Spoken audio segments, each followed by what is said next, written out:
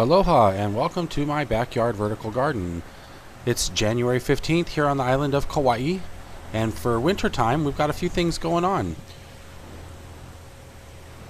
can see the pond over there, and here we've got some garden greens, a little bit of bok choy, some tatsoi, and a bunch of different herbs. I had some leftover packets of seeds, and as I was still in the process of building soil, I thought I'd just throw some things and see what happens. Over here you can see I've got these 3 vertical beds using the square foot gardening method. These beds are 7 foot long and 1 foot square. Got some cucumbers going here. They're only getting about maybe 3 hours a day of sunlight. They're having a little bit of a hard time. I have done them successfully in the past, but it is winter.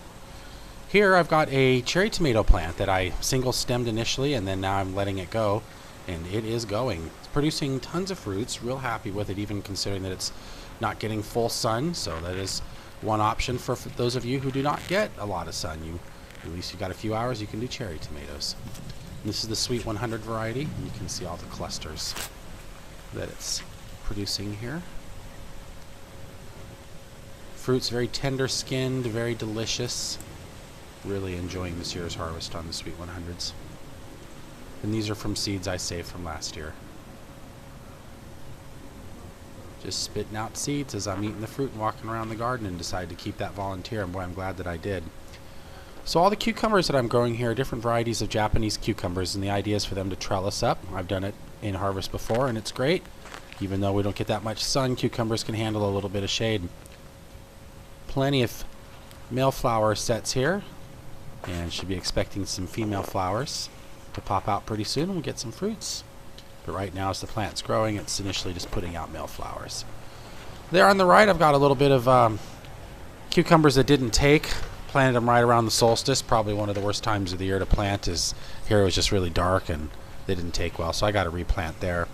2 cherry tomatoes. I was going to have those arch over the railing there. I've got them started. They're doing okay and they're setting fruit. I think I'm going to replant them with another variety because the other cherry tomato is doing so well. Here in this little bed I've got Korean squash going vertical, so these are kind of like zucchini. We've got a round one on the left, and gosh, it's probably a good 10-11 feet now. The growth tip is all the way over on the right. This one's also known as the avocado squash. It produces a round fruit about 4 to 6 inches in diameter, and they're delicious. It's like a zucchini, very thin-skinned, a little bit nutty. Really, really delicious, better than zucchini. And then this one on the right here is same idea, but it's a longer, skinny one, more of a zucchini shape. And these are also delicious, although I prefer the round ones a little bit better. You can see the fruit size and diameter there, they're a little longer and thinner.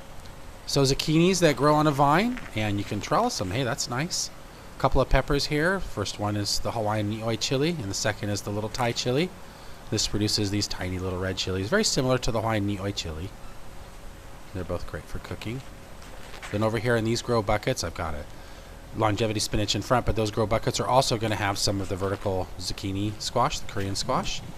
Over here is some cantaloupes. This is a little variety called Chanterelle, and I've already got flowers setting on this one, so here you can see the male flowers coming out, and then we've also got some female flowers, so hopefully we'll be getting some fruit set pretty soon. So you can see there's one of our initial little fruits. So yay hooray! Hopefully pretty soon we'll have ourselves some nice little cantaloupes. Supposed to be able to smell these about 10 feet away when they ripen. The rest of the bed here we're going to have tomatoes, and they're always a little bit leggy and anemic when they get started because they don't get much sun. But once they get up a foot or so, they really take off.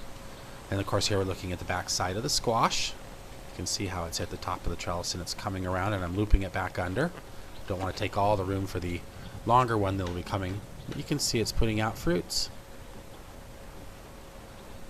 I'm getting a little bit of a challenge with pickle worm and with the powdery mildew. Up here you can see the upper deck, another 24-foot long growing bed with additional buckets. So we've got zucchini in the 2 front buckets here, a long yellow crookneck squash are growing on the left there, and they all tie onto little screws on the back of the pole so they grow vertically. And so these are about, oh gosh, maybe 3 weeks from seed. And then you can see the other one's been having a little bit of a challenge, but it's still growing there. So you can see I trim off all the leaves on the zucchini stem, and it ties off with little strings to the pole. I'm getting little fruits on them. And of course, replant, replant, replant. Here you can see the long beans. We've got yellow, red, and green varieties. And these are just charging up the trellises. A couple of weeks ago, they were just only about a foot tall. So So they're shooting up. Same thing with all these Japanese cucumbers. Several different varieties. Every 3 buckets is a new variety. And then they are going up the trellises. It's the same trellis systems that I use everywhere. It's the 1/2-inch metal conduit with the foundation wire paneling all zip tied together. And then there's the little U-shaped brackets that bolt them to the bucket so they don't go anywhere. Here you can see the cherry tomato again that we were looking at below. It's doing really well, kind of covered with fruits. And you can see the avocado tree over here. It's just got avocados swaying. I need to get a fruit picker and get up and get some of those.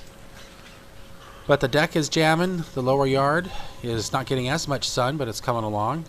But boy, I'm glad I got the buckets up here because this is a great sunny space, considering I don't get much sun in my backyard.